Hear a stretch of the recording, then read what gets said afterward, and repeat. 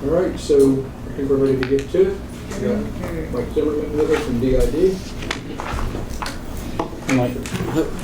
We're jumping in today. What's our number? Account number? He's got several. Yeah. Oh, planning and zoning? Yeah. 000. Yeah. 19,000. No, I gotta find.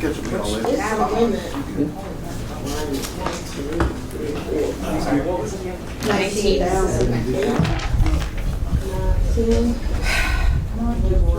12, 13, 14.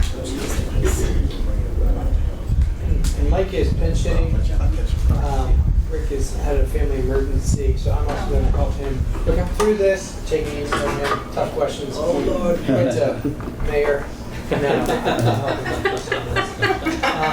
Mayor, you want to introduce yourself real quick? Everyone may not know your position title. Yep. My name is Mike Zimmerman. I'm the supervisory civil engineer for infrastructure and development.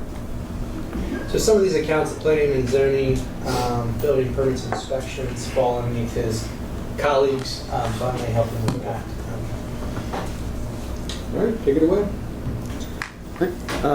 Infrastructure and development is happy with the mayor's budget. We're pleased to see what's being funded. Specifically, milling and paving. Ellen Myers has purchased Chesapeake Turf.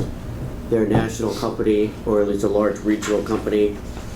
When they purchased Chesapeake Chesapeake Paving, they had to honor our city rates for a year, and that contract ends next year. And when it ends, we expect it to go up about 40%. So we're very pleased to see that. And then Johnson's Pond. I think everybody knows what Johnson's Pond is. It's been a slowly progressing level 1 emergency for a couple of years now.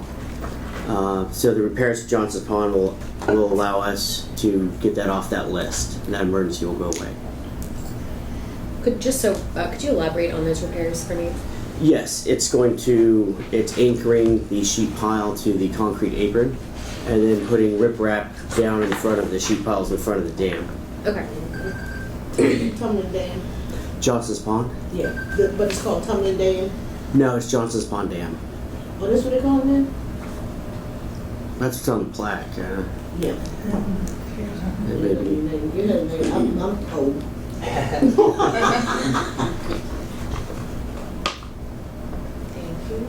Yeah, so he was saying some of the high-level pieces within the organization have been funded. If you are interested in drilling down on certain accounts, planning and zoning, I can do some of that. And the only adjustments you see there are clerical salaries. Again, this position, there are increases to positions based off of the recommended increase that we talked about already with other departments at 6%. There's some additional adjustments and as we shift to other orgs that are under DIT, but we'll stop at 19,000. Anything alarming there? Just people, a couple of the positions. I think we can slide over to 25300. 100 is BPI.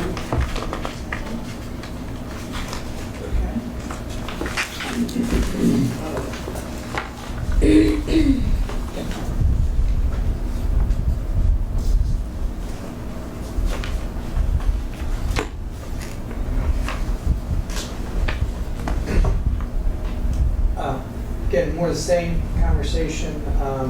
It is essentially flat minus the adjustments that we were looking at for salary increases.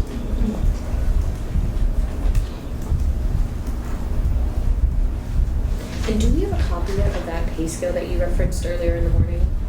Yeah, and the budget book that we've put together has the pay scale in it, but I can make sure that you have that specifically as well. The pay scale? It's a huge, Yeah. I'll track down. If it's in here, I'm sure it's. I was going to say, I think it's towards the end of It it. is. I can. No, you're fine. If you have it, so it's fine. I'll shoot that over to you. I also have highlighted the position authorization. some of the org chart stuff's increasing. I see, okay, so it is. So this is, what's the, there we go. This is, The next 31,000, What was it number? 31,000.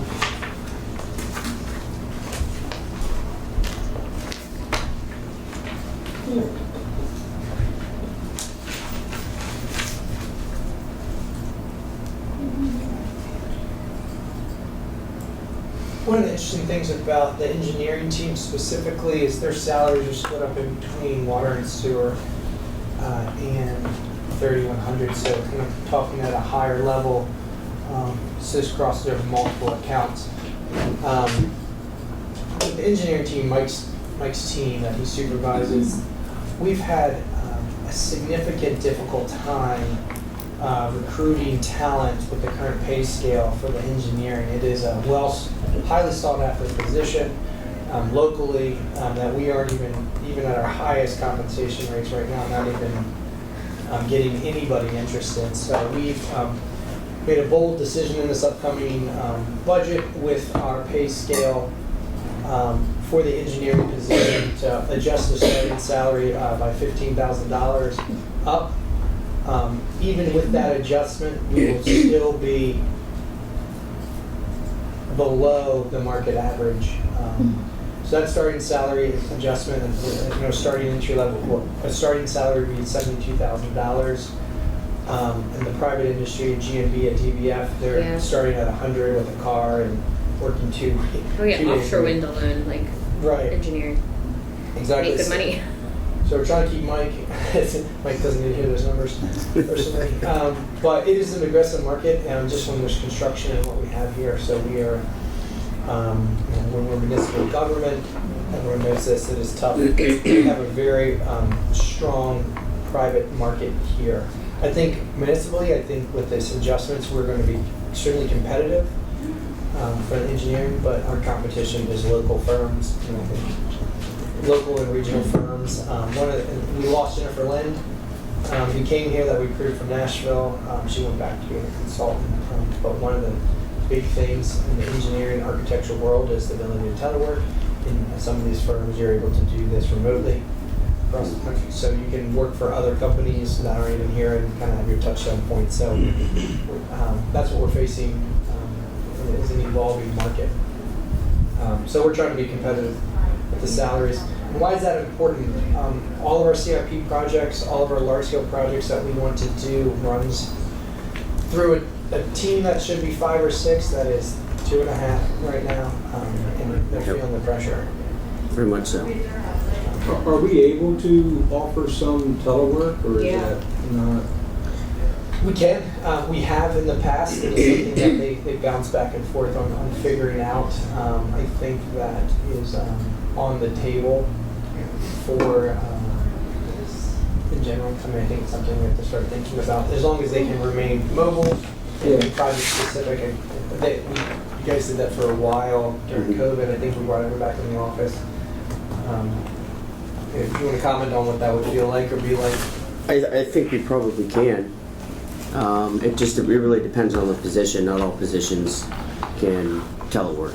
So, but project engineers, they probably could. It's probably something we can work out.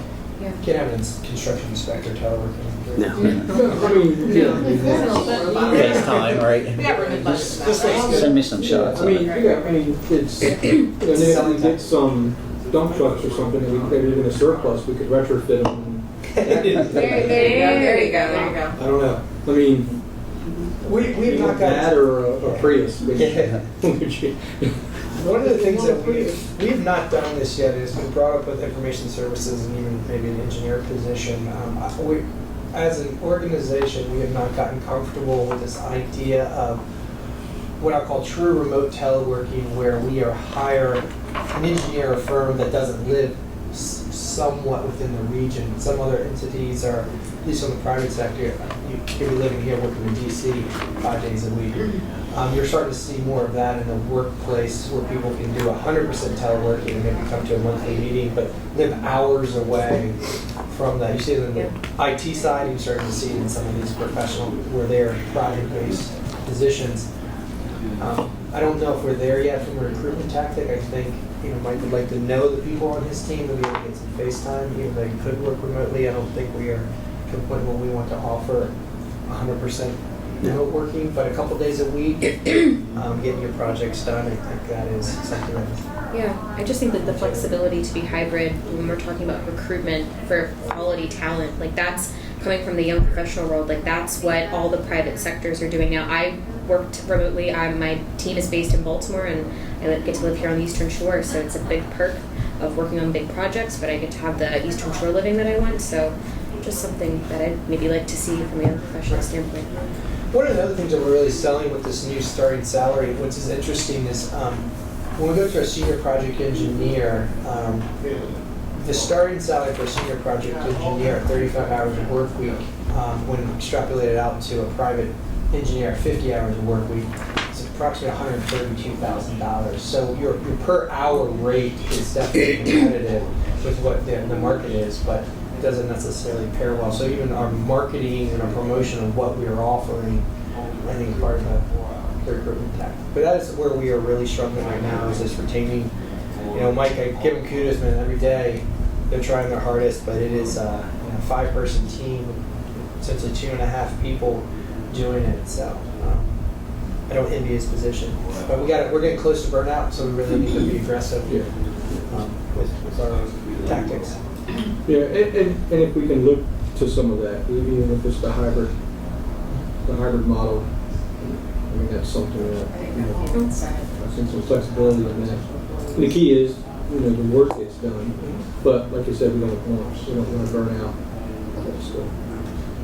One other thing I will highlight, typically we will sit here and chat about the things that are in the budget or things that we want in the budget. I wanted to highlight what was not funded this year from CIP is, as we've talked specifically about adding additional revenue to our bottom line, we are focusing on people in mission critical infrastructure like Johnson's Pond, something that we can't allow to fail.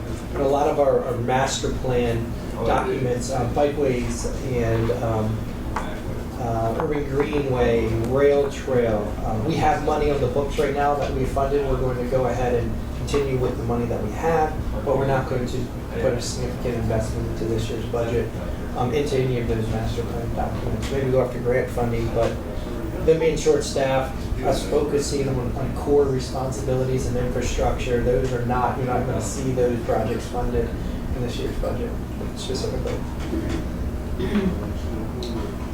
Any questions on this from anyone? You have another one to cover? Is there another one? The side of it is water, the stormwater, the water sewer side of it. Again, that's within the engineering. That's 82. Can you have it? 84,080 is sewer. 81,080 is water. Stormwater. Which do you want to do first? Water? Sewer engineering side. 84080.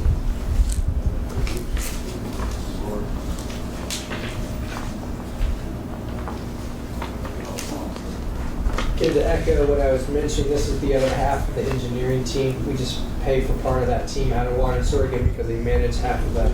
They manage all the water sewer projects. So we split up the funding between general fund and water and sewer. If you go down the numbers, there isn't much of an adjustment here other than to salaries or items that are part of the salary. Some computer replacements.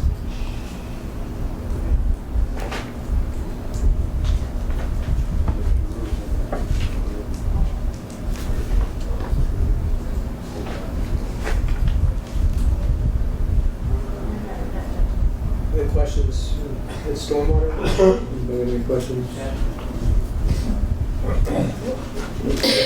Good.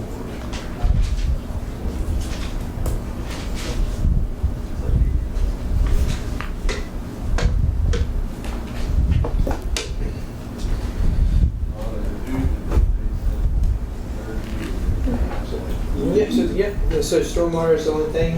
We didn't recommend an increase to the stormwater fee. That's a fee that everybody pays. The revenue that we collected is an enterprise fund. Keith, you're more than welcome to jump in. But the funding that we make off that allows us to deal with stormwater projects, continuing to work on MS4 credits and our permits. So that could be anything from reducing impervious surfaces to purchasing, even this year we're looking at purchasing a mini sweeper to help with the debris that are on our bike lanes and some of that infrastructure. What's am I missing? The street sweeping is how we meet a lot of our MS4 credit requirements. Reduction of impervious is important. It's part of our MS4 permit. A few years ago, the state tasked us with reducing the city's impervious by 20% by 2025. So we're coming up on that pretty quick. And then additionally, they've added another 10% on top of that. So we had a total of 30% by, I think it's 2030. So through the stormwater, funding of stormwater projects is how we're going to meet a lot of that. Do we understand the stormwater utility? I know it's kind of new. It's not unique to us, but it's a unique conversation.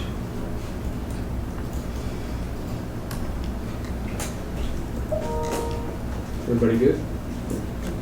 Yeah. Anything else? I don't know. I think that's everything DIG related. All right, Mike. Okay. Thank you. Thank you. Mike.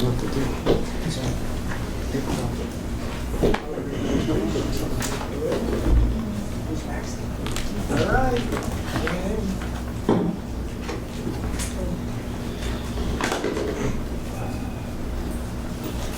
Waterworks is here. They're going to jump right in.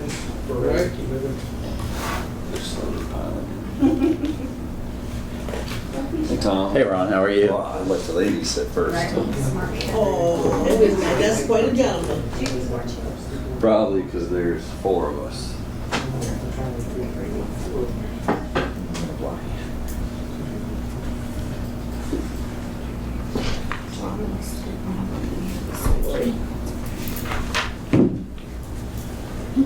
So, Come on in here, Ron.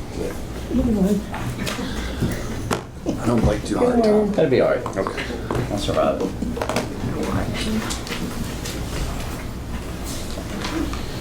Hello. Good afternoon. So this is Waterworks? We are the Department of Waterworks, yes. So we brought Ron Clapper, the water plant superintendent, today. I have Megan Combs-Kopak, who is our program specialist, I'm sorry, and Connie Luffman is our wastewater treatment plant superintendent. And we invited the utility superintendent too, but you changed the time on us, so I don't think he got it. We were at a career fair all morning, so it's been kind of hectic, so. Are you ready for me to jump right in? Yes. Okay. All right, so we've been operating for several years now on a $0 budget increase. So I just wanted to point that out. We're working magic to make that happen. We're doing what we can and doing our best. This has probably been our hardest year ever. I've never seen it so tight. We've had cost increases, supply chain issues. I'm sure you're aware we've had these chemical increases that have been ginormous this year, and we've never seen that. I haven't seen it in my 35 years. And then we've had vacant positions for years on end. And, 4 years now I've had some of my operator positions. So one thing we want to look at there is some pay equity in these positions, getting the pay where it should be, getting people in here that are qualified. And if we don't get qualified people in and good people can run these plants, it could cause us problems. So we need to look at that. We need to pull these salaries up and take care of that to get these positions filled. So I also, when we look at our budget, I'm asking you to look at the cost to maintain our plants. We have maintenance. These things are going to continue to go up for the water plant, wastewater plant, distribution, and collection. We need to fund our infrastructure projects. we have to keep a good infrastructure or, things are gonna start falling apart, they're getting old, and we have new regulations coming at us on both water and wastewater, and so we need to maintain these plants.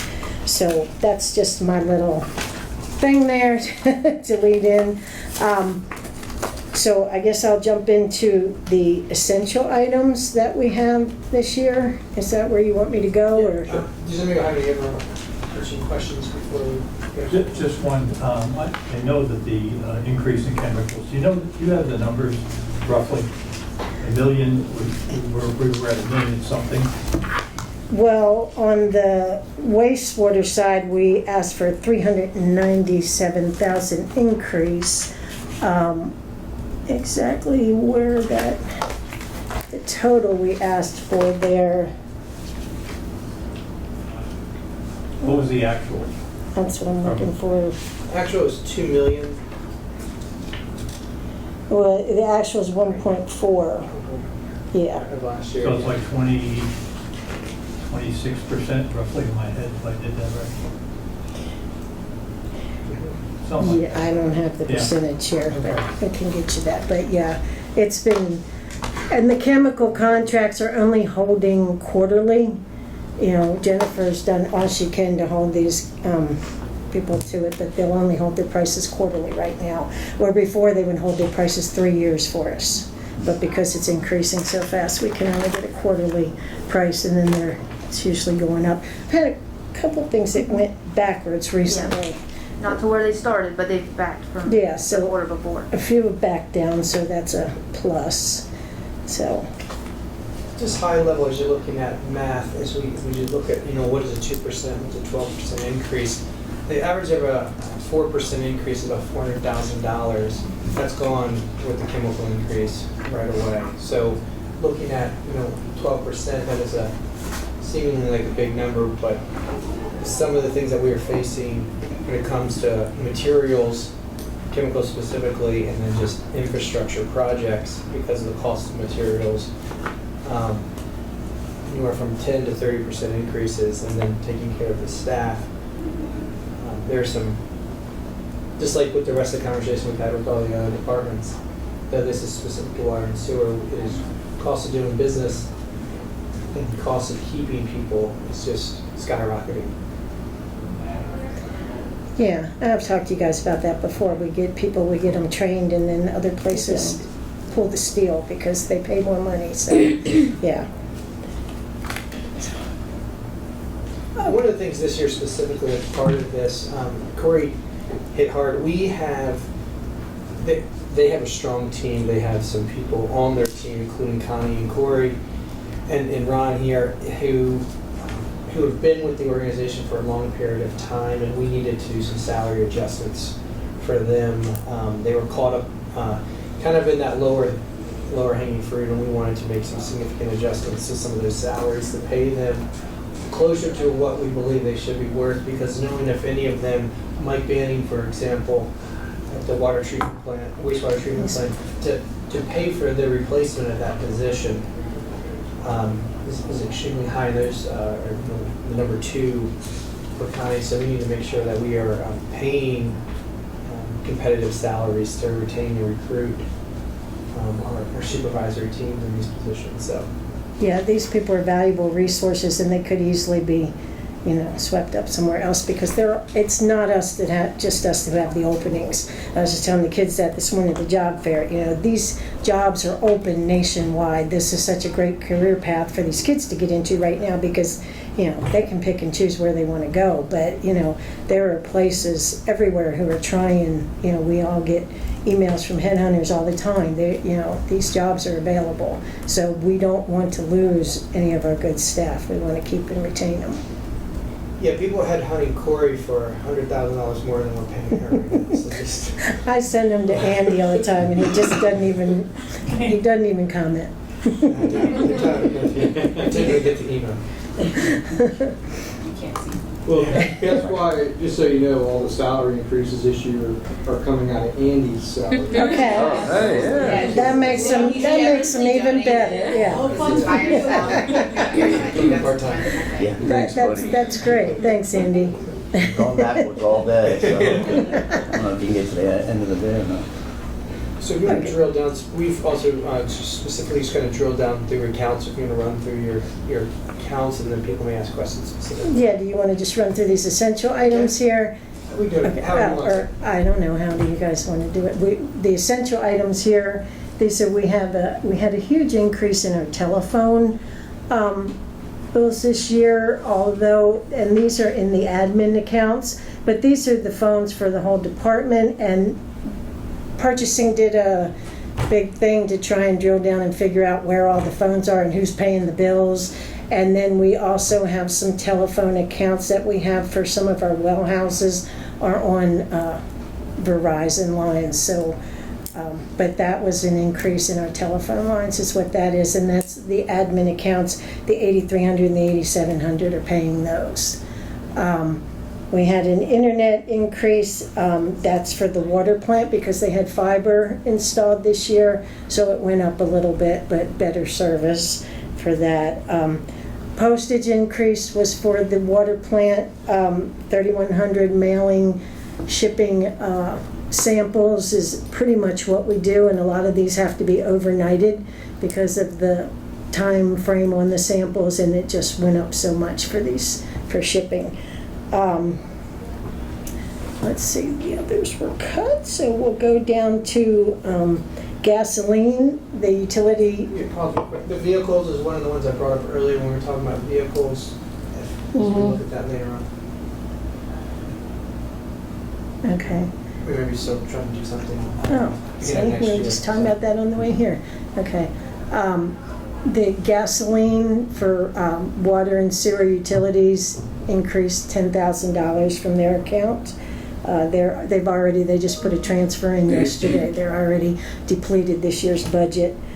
Janitorial services, that's for the wastewater plant, or the water treatment plant. They had to rebid their janitorial services this year, and it went up $1,760, and that's a 3-year contract, so that should hold there for the next couple of years. Skilled services, we asked for an increase here both for the water plant and sewer utilities. We asked for $40,000. Looks like we got 20, but both of these are, so I don't know if that's a split between each or. Thumb wrestle. No, it's Okay. it's something for you to decide. Okay, all right. Guess you're here, you get it right. Yeah, I get it. I'll share. We were just talking about that on the way here. I was like, one of y'all got some money, or maybe both of y'all. I'm not sure which way it went. Okay, wastewater treatment plant, you got the chemical increase of $397,000, and this is a necessary expense to get them through next year. As you guys know, we had to use some of that grant money this year to get through chemicals for this year, and it'd be better to use that grant money for maintenance things at the plant, as it should be, but. I'm going to drill down 34. I know it's not funded, but just, Council, you may know a little bit about what this past year looked like, but if you, Connie or Corey, want to highlight where we were, we're in a good place now, better place now, but what it cost us. Yeah, we have put out, like $500,000 this year for landfill fees because we've had to take our sludge to Midshore landfill, and then it's also gone to Virginia. The county did not take our sludge to the tune of $500,000 this year. What was that? Why? No. That's a great question. They had an excuse. There's some real situations. They are building another cell, and they've run out of that space, and that is well past when the completion date. So they're already in the liquidated damages. So that is a big piece to this. There's also just some operation stuff that they're working through on their end. But they restricted our daily loads that we could take for them. Typically, we create about 3 loads a day, and then cut us back to 1 load a day. So that would cost us, if we got lucky enough to send it to Midshore up the street, about $1,500. Yeah, it was about 2,000 a load there. Using our transportation, we use our trucks, our drivers. And then if we had to go to Northern Virginia, because Midshore would be like, hey, we can't take it, we have something else going, we would have to take it to Virginia, which is crazy, at the tune of per load. About It was a little over 6,000. 5. Yeah. It was 5 to 6, but we had to use their transportation because it's actually. They had to get the permits, yeah, Per day. for a load, yeah, That's ridiculous. yeah. And we had, our storage on site was overflowing with, I mean, we had all we could legally keep on site, you know, and we had to even, Connie and Mike, they slowed the plant down to keep it from coming through the plant as fast, and we were just completely backed up, so we had to get these purchase orders and send it off site, and it was costing us money. So we've met with the new admin, we've got something going again here, we're gonna work on getting a new We're in a good place contract. now. We're in a good place now, Working on our contract. things are working. We've got two But things. we had a rough patch there. Previous decision. So, just for context, it was previous county admin, or? It was, it went through the transition a little bit. They inherited a situation that already pre-existed. They also inherited a landfill that was not able to move forward, so some of the things that were not out of their control. But we've met, I think we're, you know, right now they're taking what we need and things are going well. I appreciate their effort. To Yeah, date. there's still the problem with them getting this new cell in. That's gonna be, you know, the make or break there. We need to get that completed, because they are limited. You know, if it's a rainy day or something like that, they're gonna be limited to what they can take from us, but we are in a good place right now. I think there's several of us here at the table that have complete confidence in the new county administrator. So, well, you're gonna gavel me. So the county administrator. Oh, Bobby. Yeah. Yeah, go to He's a very capable individual. Well, thanks for the context. Yeah. Yeah, go ahead. Any questions on this issue, on this particular category? No questions, just this. Oof, that chemical cost. Yeah. Yeah, they're crazy. And we've actually reduced some of our chemical usage. We got a new pump that would let us go down. That's why part of paying these people who, like Mike Bannon, we keep bringing his name up, he has the experience, he's doing this before I was born, to be able to try to save chemical and do things like that. And we actually have reduced some of our chemicals, which, so if we hadn't have done that, I don't know what the price would have been. So we are trying to do that. Yeah, there's a lot of science and experimentation over there, and Mike knows how to do the tweaking and figure it out. And he knows the magic. Yeah, so we have some valuable employees over there. So then, also last year we started a program where we were giving a CDL bonus to our CDL drivers, because it's impossible to hire CDL drivers anymore as well.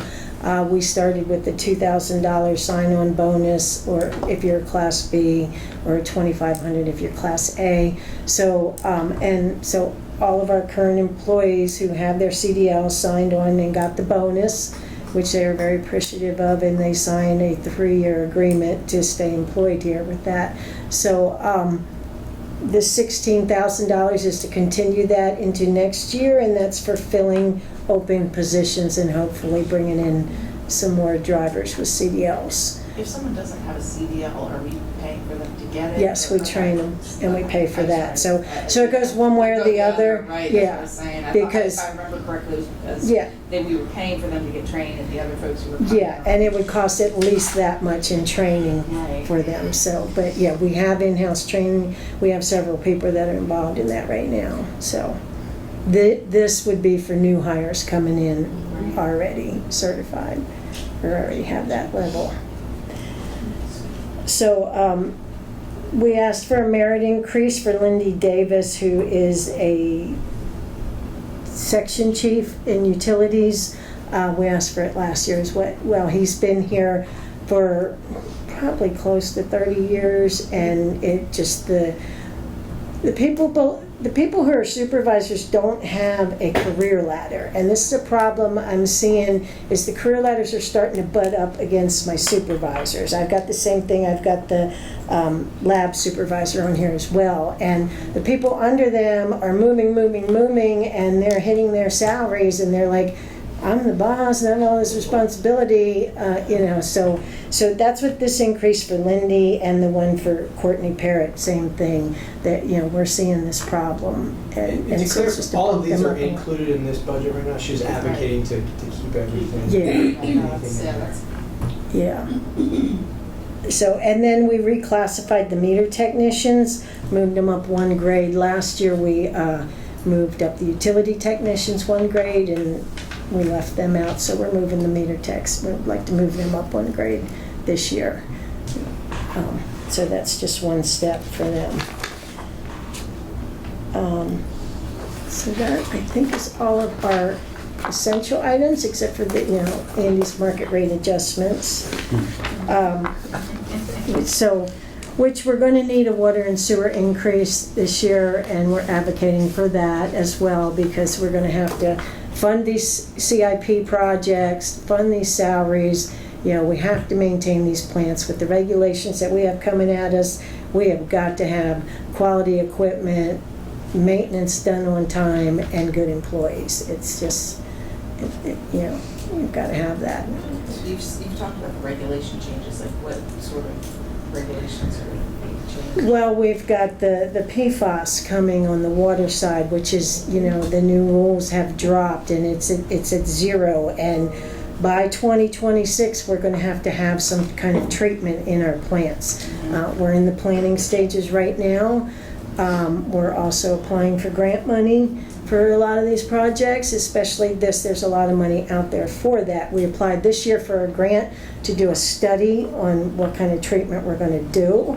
But with the filter upgrade at the Paleo plant, we're already kind of incorporating in the space to put the treatment in at that plant. But we still have to look at the park plant, because we got the PFAS there as well. And then the PFAS is going to hit wastewater side, and we haven't even dug into that yet. That's just starting to, and that's going to be pre-treatment, going back, finding out where it's coming from, holding the businesses accountable.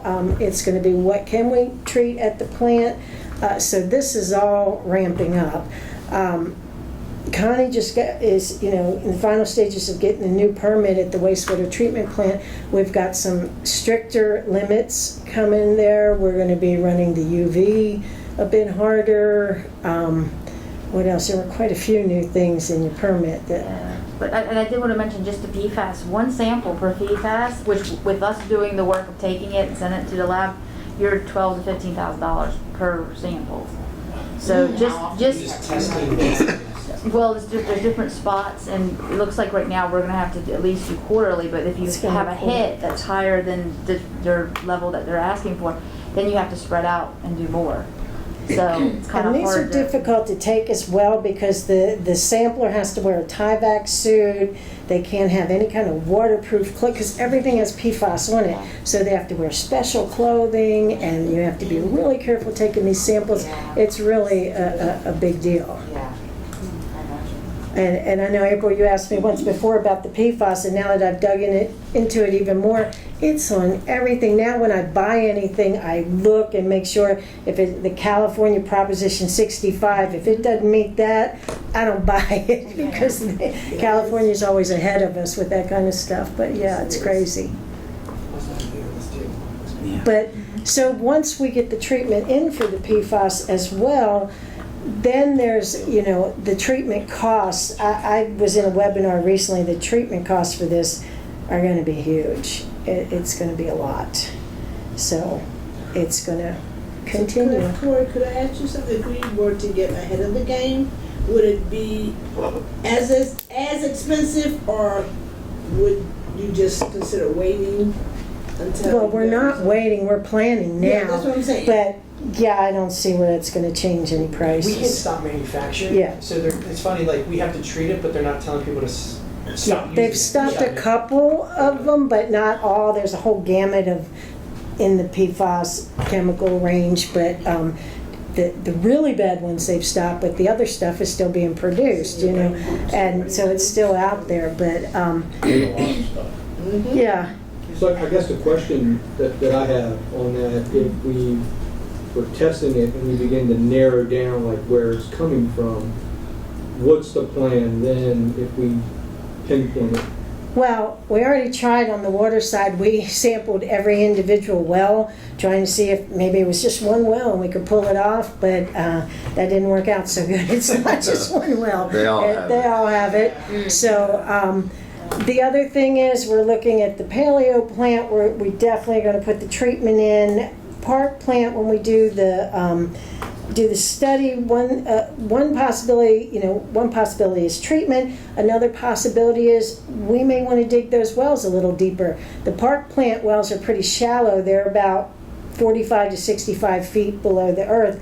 You know, there's other aquifers below that, and we may want to look at that, do some boreholes, get some samples from down there. Is there better water deeper down in the park area? And of course, that's not cheap either, but long term, if that water's clear, it may be cheaper in the long run because you wouldn't have to do the treatment. But that's something we're planning to look at with the study. How are we on paleo? Is there still, there's, Well, the paleo wells are already pretty deep. They're like 195 feet down, so I think we're just gonna have to do treatment out there.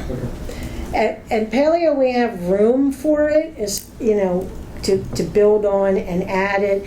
And with this grant money, they're also including the prices of the buildings with the grant if you get approved. So we're thinking, you know, let's build the structure, let's put it in, you know, let's do what we need to do, and we'll remove it. So, but yeah, it's there's a lot coming at us. okay. Just I do want us to take a pic at what Keith has on it. Keith, you want to run through what we're looking at? We just had staff call around and update our slide that shows other localities what their rates would be for both. We added the minimum water sewer charge to the trash charge, because that's your minimum charge that each home has to incur. And you can see we beat Ocean Pines and Worcester County by quite a bit, and Cambridge and Seaford and Georgetown. So that slide looks pretty good. So even with the increase, that's the red line, we are still essentially the second lowest of all of our comparables. The second row is our existing charge, and the red line is reflecting the trash and the increase for the 12% for the water sewer. So the red bars would be the prices that are budgeted.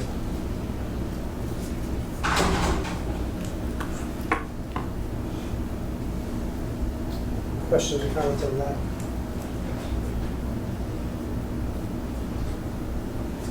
How is that with the trash service? Is that making us closer to being, I know when we got on the council years ago, there was a big discrepancy. There's the trash there as far as related to So just the trash to I meant like recovery. the recovery. Yeah. I didn't prepare a slide for that, Okay. but we've been improving. Okay. Yeah. So I know at one point it was like $500,000 a year or whatever. You can see we're kind of getting in the middle of the pack there now. As far as our rates compared to the market. Any questions on that?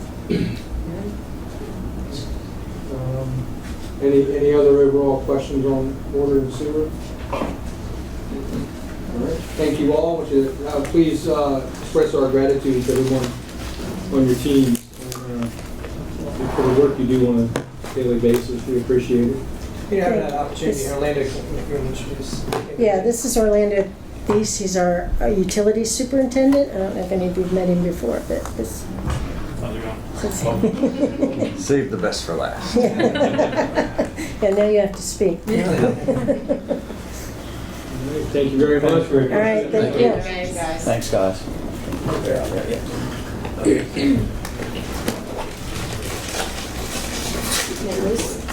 Thank you all. I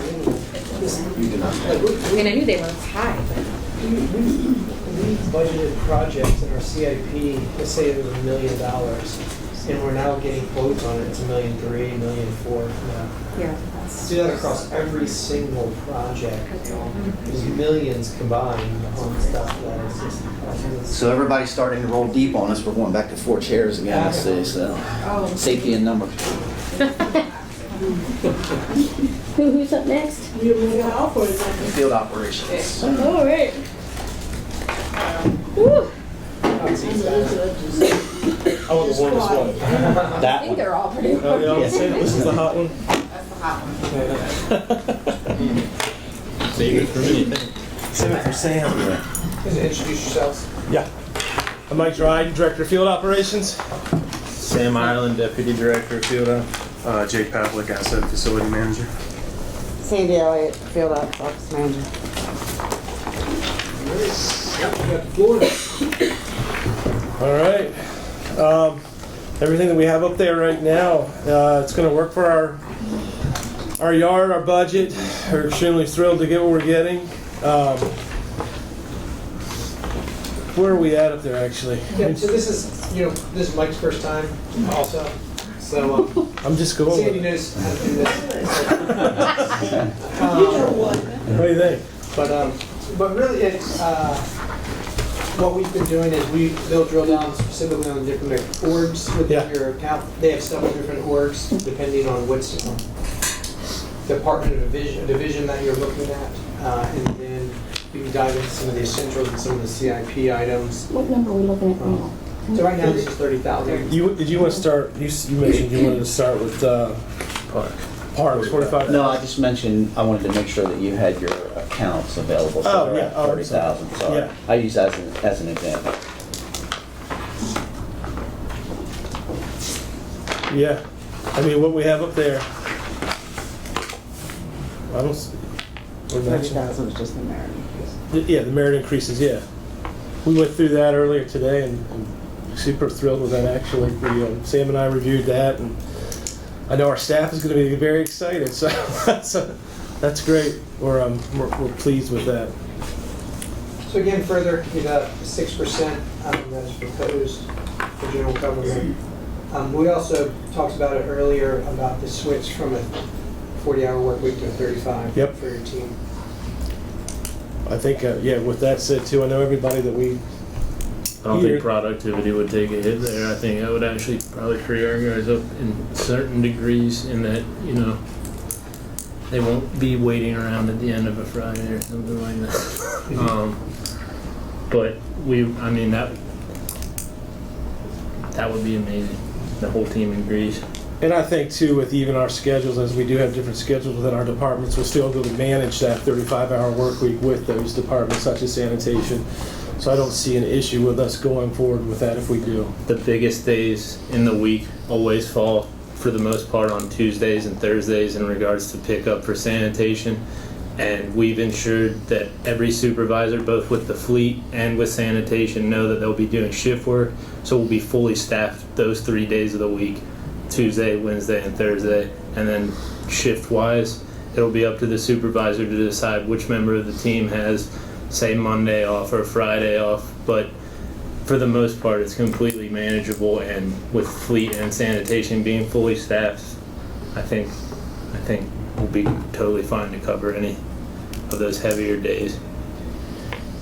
Keith, you can run down the essential list item if you wanted to, or you can start here. Essentials may be a higher level so people know what we're looking at.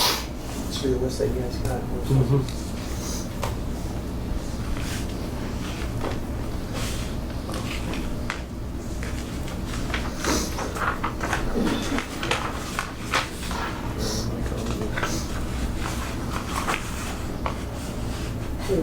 I'll hit the first item that's on that list, the master electrician position. It is the only new position that we are considering in this year's budget. Well, that's not true. There's some additional funding mechanism, but this is a full salary increase for the position. What we have found, Jake or Sam or Mike, and we can add to it, is there is a lot of work to go around citywide having our own in-house electrician position.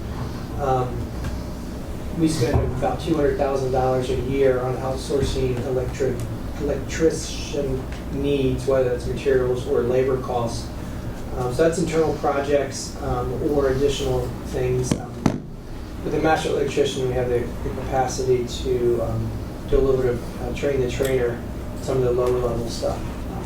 You guys want to? Yeah, just the internal repairs, covering down on street lighting, repairs for street lights, as well as the energy management program, upgrading to LEDs, different switches, things of that nature for the future. Which that stuff would have to be outsourced rather than being done internally. So this is an investment we think long term will cover the cost having it as an internal position. Any questions on these items?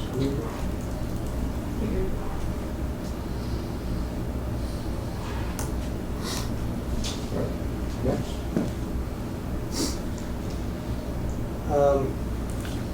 You guys can kind of run down the rest of the essential items if you want to. Anything that is a merit increase or reclassification position or anything dealing with salaries has been taken into consideration and is included in the budget as submitted. Again, we've gone with the recommendations of the departments.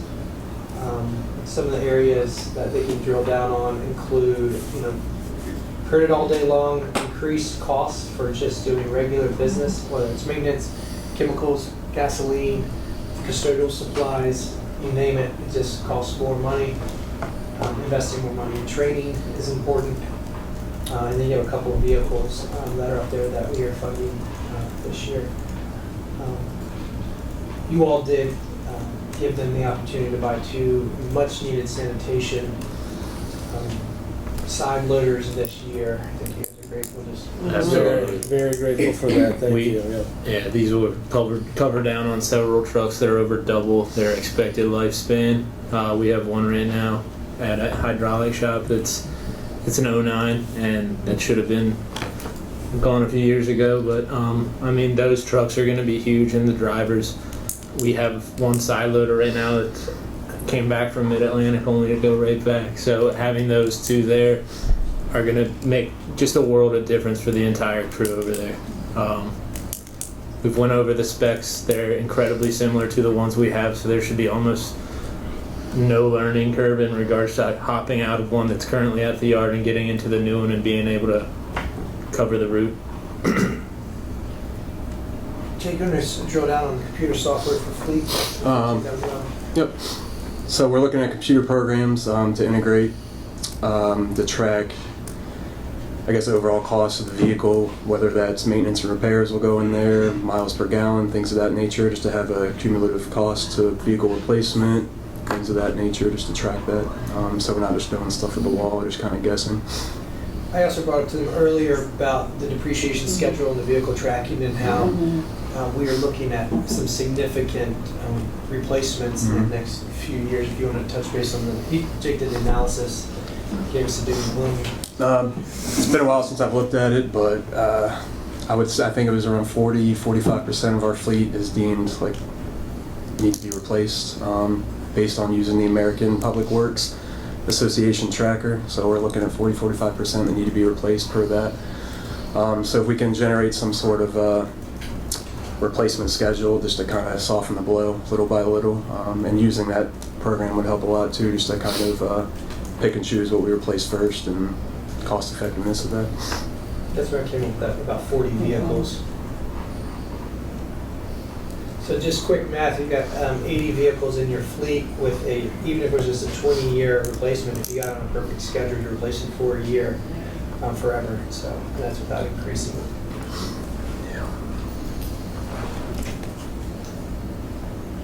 Anything else you guys want to highlight on there? You guys will see the CDL bonus is also on there, similar to Waterworks, 18 positions up there. And that was essential in just retaining staff in every single division within field operations. That quantity of 8, bringing people on board, even just getting the word out there that we do that, puts us a little more competitive than it does, in the private sector where they just throw you in there, you don't get that bonus. And again, as we've been talking about all day, you're not seeing anything that's really pie in the sky. It is things that are broken, or just the cost of doing business has continued to go up, or investing in our people with training and an additional person, merit increases. So it looks aggressive, but it's very lean. It's very to the core responsibilities and functions that we think having the right caliber, trained, highly professional staff with equipment that is functional. Any questions from the council? No, just a statement, just, Okay. since year one I've been on the budget thing, they've been asking for an electrician. I'm just saying, I'm glad it's finally showed up.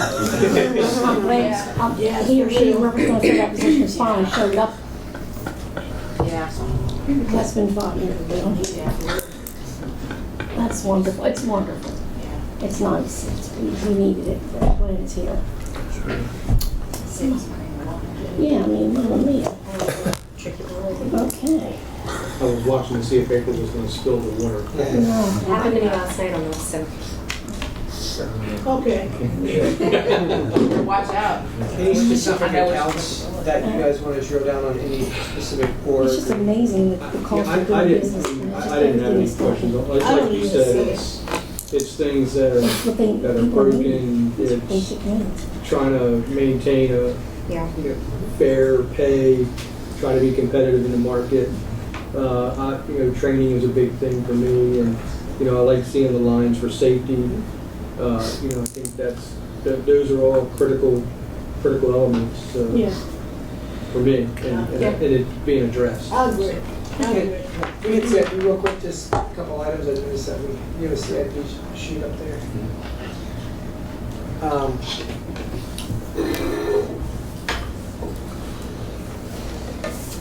There's a one-ton dump truck that was funded for $85,000. It was slicing.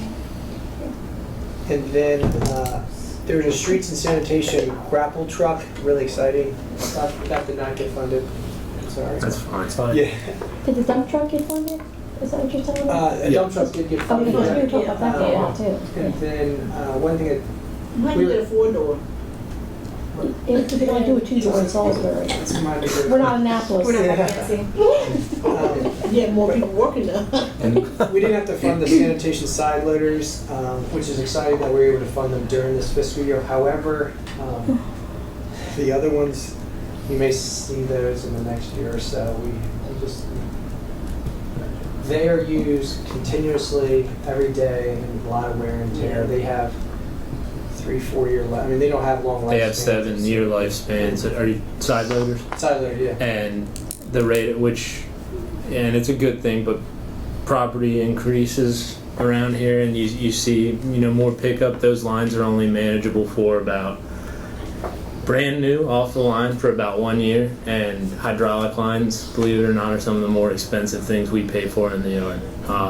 Hydraulic lines and hydraulic fluid, and just typical wear and tear, not breaks, not unexpected breaks or anything like that. You can go through hydraulic fluid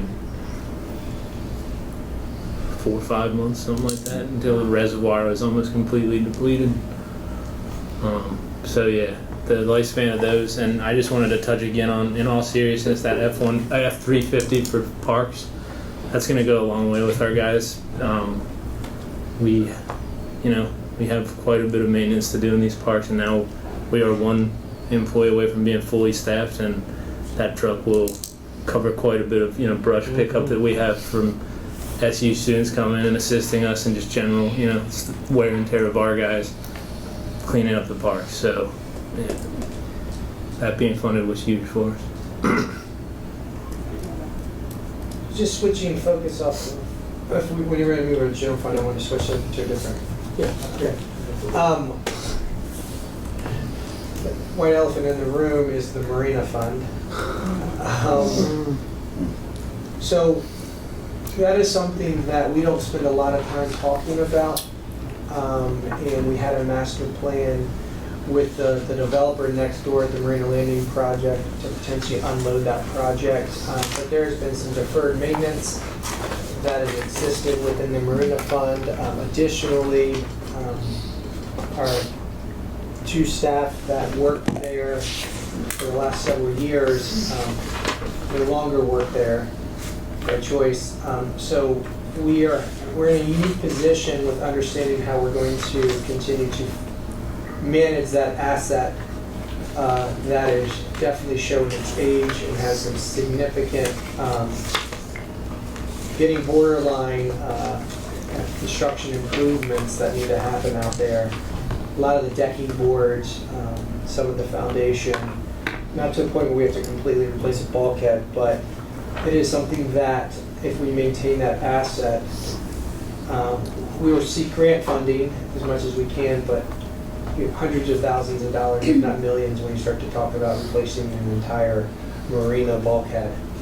I had to do that when I was with the county at Nanticoke and Cedar Hill. So something that we are monitoring and trying to figure out what that's going to look like. But it is not a cash cow by any means, but we do. Just you will hear more about that maybe in the coming future. Anything else you want me to add to that conversation? It's on our radar heavily right now, so I'm putting focus on the marina and trying to remedy the situation best we can, but more to come, as Andy said. And then parking falls underneath them currently. We've talked about parking. We've had some rate increases within parking fund to be part of our 3-year projection. It has finally gotten that we are achieving a cash flow positive for an operating budget, which is exciting for the parking fund. We think we're in a sweet spot. Yet to come will be the potential addition of the Lot 1 parking garage. We are in the process of working with the developer to move that project forward. As that moves forward, if that moves forward, we think it will, you'll see something separate as a separate bond ordinance. Keith, that process, we'll go through bond council and explain that process that they may see. There'll be a typical bond ordinance that will be brought forward to council at that time. Can I ask a question? How are our parking lots that are used by businesses being used? How are they being? I know they have meters, but are they being used up to the expectations that we think they should be? Yeah, so it really, so parking lots, talking about the structural of it, is we have parking garages and we have parking lots. Permitted lots are typically what we see a lot of. When we have capacity right now in some of our lots. So if you go downtown, you will see some vacancies within our big parking lots right now. But as strategically as we've wanted to do, we've wanted to develop our parking lots, including Town Square that will be taking over the free Lot 1 parking lot and then move forward on a Lot 10. We will then start to get squeezed on parking that's available until we get a parking garage built. So there'll be this piece, but I think with some of the things that we are doing, we've been thinking about this for several months, adding some additional on-street parking. They're going to be utilized to the capacity that we think we need. Because I don't want to mention a business name or anything, but there is a business that is actually almost on a city parking lot. And what I'm trying to figure out is, because I know a lot of people say they never pay for parking in their parking lot, but it's being utilized by hundreds of people, thousands, but it's not they're not paying for parking. Depending on, so downtown, some people, some of the parking lots that are downtown are privately owned. Avery Hall actually owns a parking lot that's downtown, so you may see people park there, it's free, that we don't control that parking lot. But we have parking meters in this place. Yeah, so that may be an enforcement thing that needs to get corrected. Yeah, that's what I'm saying, because people are parking for free, and I know for a fact that they are, because... What's your license plate? No, it's not handicapped, not free, no, it's like... But I'm just asking because I think this is where we're losing revenue, is because some of these places are not Yep, and that's being where monitored. the budget amendment that just came through and some of the things that we're looking through with our parking is this increase to automation and switching to a one-stop shop through this forward office and investing in some license plate readers, stuff like that. It's going to make enforcement a lot easier, a lot more effective to be able to make sure people are being honest with that stuff. So another area that we are spending some time focusing on, but I think we're going to, with this transition, we're going to clean that up. And piggybacking off the comment about the disability parking, just want to make sure that we're making things as accessible as possible, because I know a lot of the street parking in the downtown area is not accessible. So, like, are we making sure that there's going to be enough? I know that there are certain requirements, but that's the bare minimum, in my view. Are we going to be making sure that this parking garage is going to have enough disabled parking? Because I know how hard it is for us, like say we go to a folk festival or something like that, to be able to find an accessible parking spot is almost impossible downtown. I think that is something, Michelle, you and I had that conversation, is as we are putting in new parking infrastructure, we need to be mindful of where we have curb cuts, where we have oversized spaces, et cetera. There's no such thing as too much. So, I think that's something that we need to be mindful about when we're making these plans. Okay, any other questions or comments on parking? Anything else good of the order? I think so. Sandy, I know you've got something. That's That's where all the details are. Low profile. Managing the strings, right? Thank you all, and if you can send our gratitude and thanks to your teams for their hard work on a day-to-day basis, we appreciate it. Sandy, Thank you. Sandy's Thank the you. bubble. We know what's up, right? Thank you guys. Thank you all. I just didn't want to overstep.